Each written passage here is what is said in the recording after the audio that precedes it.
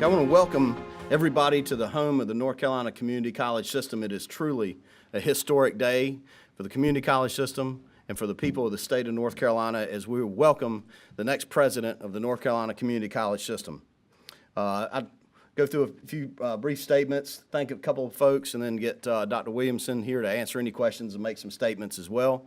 The first thing I want to do is thank all the members of the search committee that helped bring us to where we are today. Chairman Vaughn chaired that process throughout. A search committee was put together in April of last year, so it's almost been a year of work and hard work and dedication that went into this. Many meetings and many long time hours reviewing information and reading documents and going through videos and everything. And all the folks that do this are doing it on their volunteer time for the people of the state of North Carolina, and I want to thank them for their effort, and thank you, Chairman Vaughn, for heading that up. About 30 minutes ago, the State Board of Community Colleges unanimously agreed to hire Dr. James C. Williamson as our system's 8th president beginning on July 1st, 2016. Dr. Williamson currently serves as the president of the South Carolina Technical College System, and his decision to join North Carolina's 58-strong community college brings a piece of history full circle.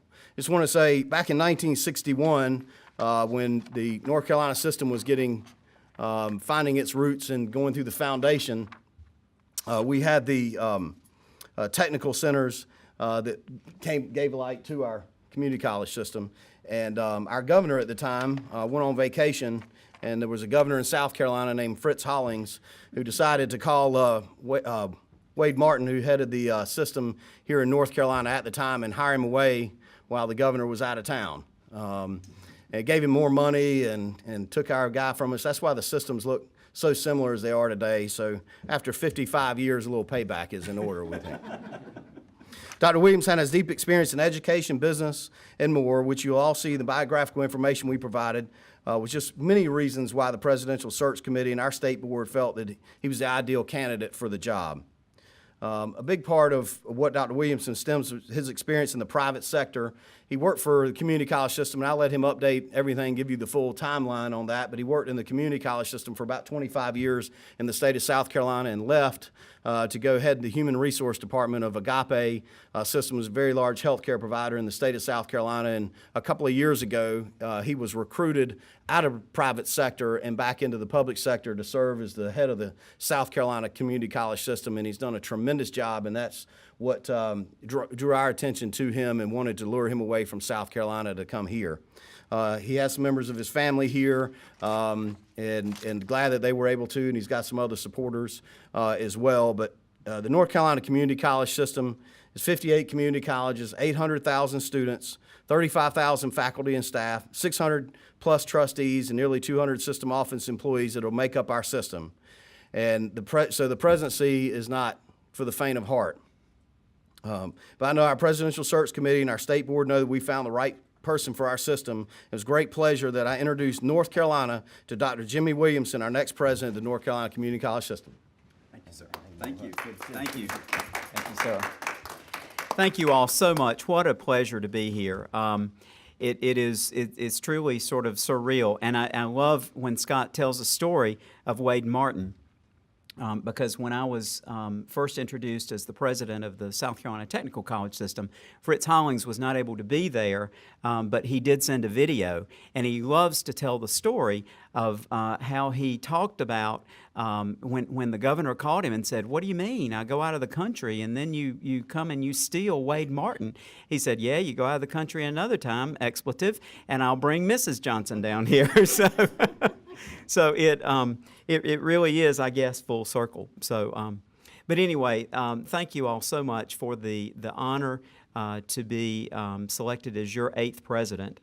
What a great system that this is, a constellation of 58 colleges throughout this great state. You know, I didn't realize until just very recently, because of some marketing that North Carolina has done, that there are 543 miles between Murphy and, I guess, Pamlico Sound, or wherever the easternmost part is. And I'm sure that I will travel all those 543 miles and get to know the stories of all the people who are involved in the community colleges here in North Carolina.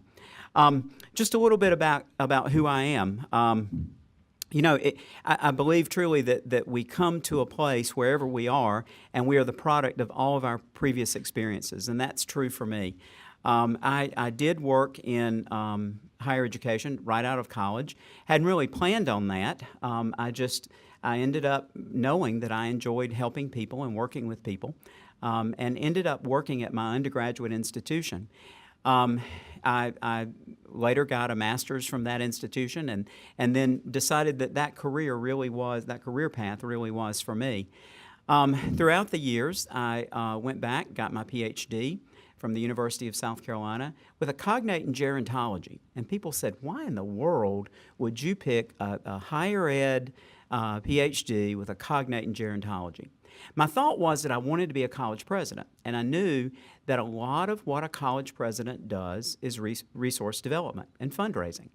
And I knew that the people who had the funds to give would be the older population.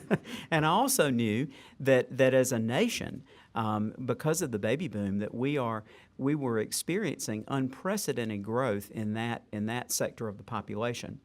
And so my dissertation topic was basically why older adults come back to college. It was fascinating to talk to some of them, to get to know what their motivations were for coming back and continuing their education.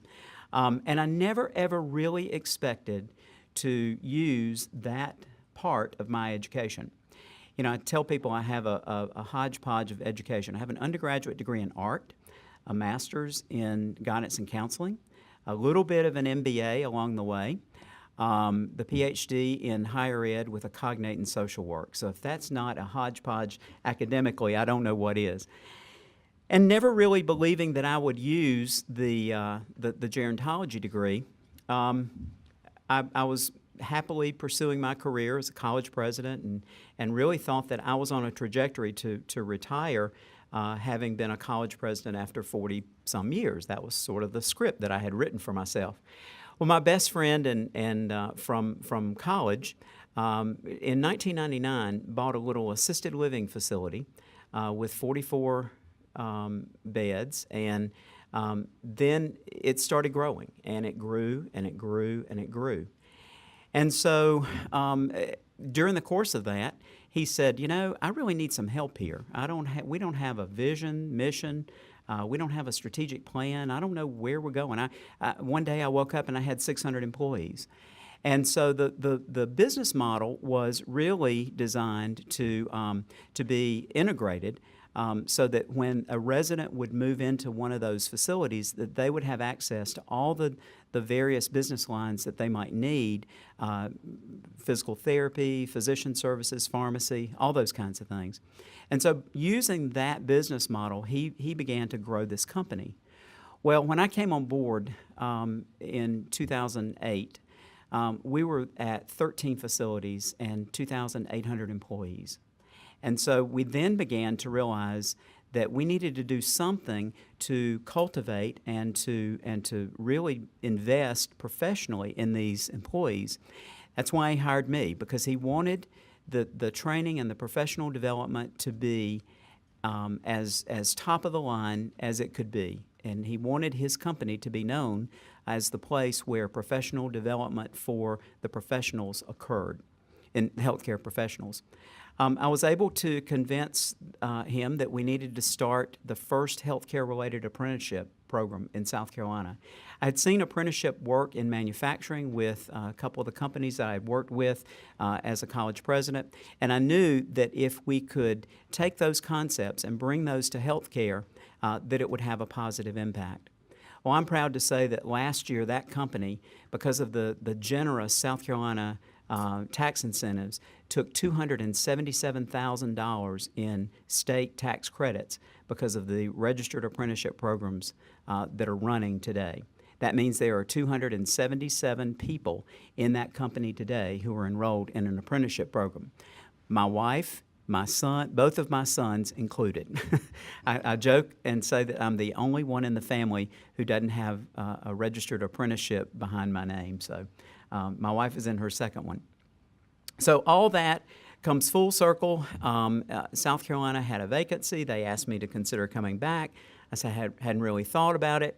But I will tell you that what made me successful was the combination of my experience in economic development, my experience in workforce development, my experience in the private sector. I could not have been successful in the role as president of the South Carolina Technical College System had I not had that private experience. And I hope that that will serve me well as I come into the North Carolina system as well. It's not that different in terms of our mission and our role and the role that we play to educate and train the citizens of this state. It is bigger. And there are more resources here. And I will tell you that while the North Carolina system always needs more resources, you have a little more than South Carolina, and that's a real testament to the dedication of the North Carolinians. You know, evidenced by your passing the bond bill. You all have had 2 bond issues in North Carolina since we've had 1 in South Carolina. And that speaks to the level of commitment that the citizens of North Carolina feel towards the community colleges. And so we can't let that down. We have to be accountable. We have to have that public trust. We have to make sure that we are accountable to the voters, that we're going to spend those dollars wisely and invest those dollars wisely so that we can grow our communities. I'm pleased to be here today and look forward to a long career in North Carolina, and look forward to getting to know each of you on an individual basis. North Carolina Channel is made possible by the financial contributions of viewers like you who support the UNC TV network.